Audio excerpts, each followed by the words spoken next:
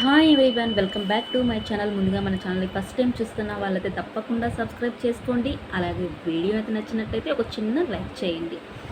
Okay friends, ఇప్పుడు మనము TET మరియు డిఎస్సి అయితే మనకి త్వరలో నిర్వహించబోతున్నారు. సో అందులో గృహిణులు కూడా ఉంటారు. గృహిణులు టెట్లో ఎక్కువ మార్కులు సాధించగలరా, అలాగే డిఎస్సిలో జాబ్ అనేది సాధించగలరా అనే డైనమాలో అయితే ఉంటారు. ఎందుకు ఆ డైనమాలో ఉంటారు వాళ్ళు అంటే, వాళ్ళ గృహిణులు కాబట్టి వాళ్ళు ప్రతి ఒక్కటి వాళ్ళే చేయవలసిన పరిస్థితి. పొద్దున లేచినప్పటి నుంచి నైట్ పనుకునేంత వరకు నాన్ స్టాప్గా పని ఉంటుంది వాళ్ళకి. సో అలా పనులు చేయడంలోనే వాళ్ళ జీవితకాలం అంతా సరిపోతుంది. అటువంటి సమయంలో ఇంత వ్యాస్ట్ సిలబస్ చదివి జాబ్ సాధించాలి, ఇప్పుడుండే హెవీ కాంపిటీషన్లో జాబ్ సాధించాలి అంటే ముందు ఒక ఆలోచన వస్తుంది. ఇంతమందిని దాటి మనము సాధించగలమా, చదవగలమా అనే ఒక డౌట్ అయితే వస్తుంది. అది కామనే. సో అలాంటి డౌట్లు ఏం పెట్టుకోకుండా మన ప్రయత్నం మనం చేద్దాం, ఎందుకు రాదో చూద్దాం అని మనము గృహిణులు అయితే తప్పకుండా ముందుకు వెళ్ళాలండి. లేకుంటే మీరు అక్కడే ఉండిపోతారు, ఆ కిచెన్కి పరిమితం అయిపోతారు. సో అటువంటి ఆలోచన లేకుండా మన వంతు ప్రయత్నం మనం చేద్దాం, తర్వాత ఏం జరగాలో అది జరుగుతుంది. సో మన ప్రయత్నం అంటూ ముందు చేయాలి కదా. మీకు ఒక ఉద్యోగం అనేది సాధించారనుకోండి, ఫర్ ఎగ్జాంపుల్ డిఎస్సిలో మీరు ఒక జాబ్ సాధించారనుకోండి, అది మీ ఉద్యోగం వచ్చేసి మీ కుటుంబానికి ఒక గర్వకారణం అన్నమాట.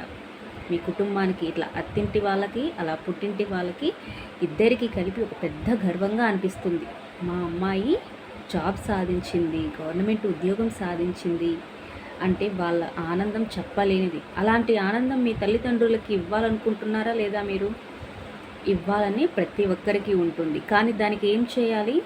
కష్టపడి చదవాలి. కష్టపడి చదవందే ఏదీ రాదు. దేనికైనా కష్టపడాలి. కష్టపడిన తర్వాతే మనకు మంచి ఫలితం అనేది ఉంటుంది. అలాగే మీ హస్బెండ్పై డిపెండెంట్గా ఉండడం మీకు ఇష్టమేనా? ప్రతి ఒక్క దానికి ఏం కొనాలన్నా, ఏమండి శారీ కొనాలన్నా, ఫ్లవర్స్ కొనాలన్నా, ప్రతి ఒక్కటి ఏది కొనాలన్నా ఇంత అమౌంట్ ఇవ్వండి అంటే ఎంత ఇబ్బందికరంగా ఉంటుంది మీకు చెప్పండి. సో అలా ఒకరిపైన ఆధారపడడం మీకు ఇష్టమా? అఫ్కోర్స్ మీ హస్బెండ్ ఇస్తాడనుకోండి, కానీ సారికి అలా అడగడానికి మీకు ఇబ్బందిగా ఉంటుంది. కానీ ఏమీ చేయలేని పరిస్థితిగా ఉండిపోతున్నారు గృహిణులు. సో మీరు చేసే ప్రతి ఖర్చుకు మీ వారిపైనే మీరు ఆధారపడుతున్నారు. సో అలాంటప్పుడు ఏం చేయాలంటూ ఒక ఉద్యోగం అనేది కావాలి. ఆ ఉద్యోగం కోసం మీరు ఎంత కష్టపడాలి. నేను చదువుతాను, నేను చదవగలను అని పట్టుదలతో పాజిటివ్ థింక్తో ఆలోచిస్తూ ముందుకు వెళ్ళాలి. అలాగే మీ తండ్రి తల్లులకు, మీ తోబుట్టువులకు, ఫర్ ఎగ్జాంపుల్ మీ పేరెంట్స్కి కానీ, మీ చెల్లెలకు కానీ, మీ తమ్ముడికి కానీ మీరు ఏమైనా కొనించాలని అనుకుంటారు. మీ దగ్గర ఎటువంటి డబ్బులు ఉండవు. దానికి కూడా మీ వారిని అడగడం ఇంకా ఇబ్బందికరంగా ఉంటుంది. ఏమండి మా అమ్మకి ఇలా బట్టలు పెట్టాలి, మా చెల్లికి ఒక డ్రెస్ కొనిస్తాను, ఇలాంటివి అడగడం కూడా మీ వారు ఇస్తారనుకోండి, కానీ అడగడం చాలా ఇబ్బందికరంగా ఉంటుంది మీకు. సో వీటన్నిటికీ ఒక ఫుల్ స్టాప్ పెట్టాలి అంటే మీరు ప్రభుత్వ ఉద్యోగం అనేది సాధించాలనుకుంటున్నారు, కానీ దానికి తగ్గట్టు కఠోర శ్రమ అనేది చేయాలి. ఇప్పుడు కష్టపడితే కదండి, ఇప్పుడు మనకు డిఎస్సికి 6 నెలల సమయం అయితే ఉంది. ఈ 6 నెలలు మనది కాదు అని 24 గంటలు మన పనులు ఉంటాయి. పనులు చేసుకుంటూ కూడా చదవడానికి చాలా టిప్స్ అయితే ఉన్నాయి. సో అలా ఆ టిప్స్ను ఫాలో అవుతూ ఒక పక్క పనులు చేసుకుంటూ ఒక పక్క చదువుతూ ముందుకు వెళ్ళాలి. పనులు మనం పక్కన పెట్టలేము, పెట్టే పనులు కూడా కాదు. సో ఒక పక్క పనులు జరుగుతూ ఒక పక్క మీ ఎడ్యుకేషన్ ఆగకుండా చదువుతూ ముందుకు వెళ్ళాలి. అలా ప్లాన్ చేసుకుంటూ మీ గమ్యాన్ని మీరు రీచ్ అవ్వాలి.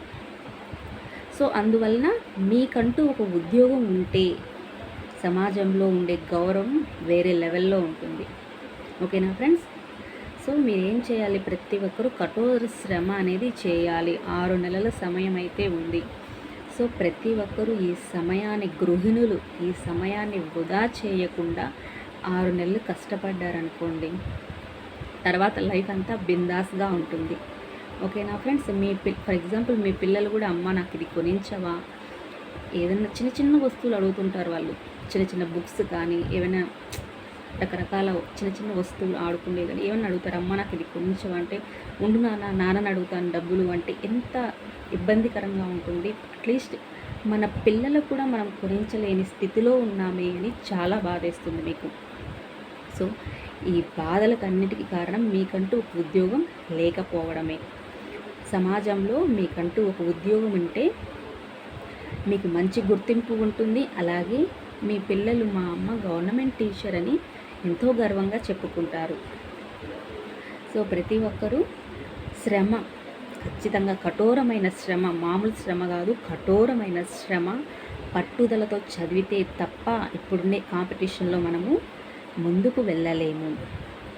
సో సమాజంలో మీకంటూ ఒక మంచి గుర్తింపు సాధించుకోవాలి అంటే కఠోరమైన శ్రమ, పట్టుదలతో పట్టుపట్టి మరి సాధించాలి. ఏదైనా కావాలంటే ఉడుం పట్టు పట్టాలి అంటారు కదా, అలాంటి పట్టుపట్టి సాధించాలి.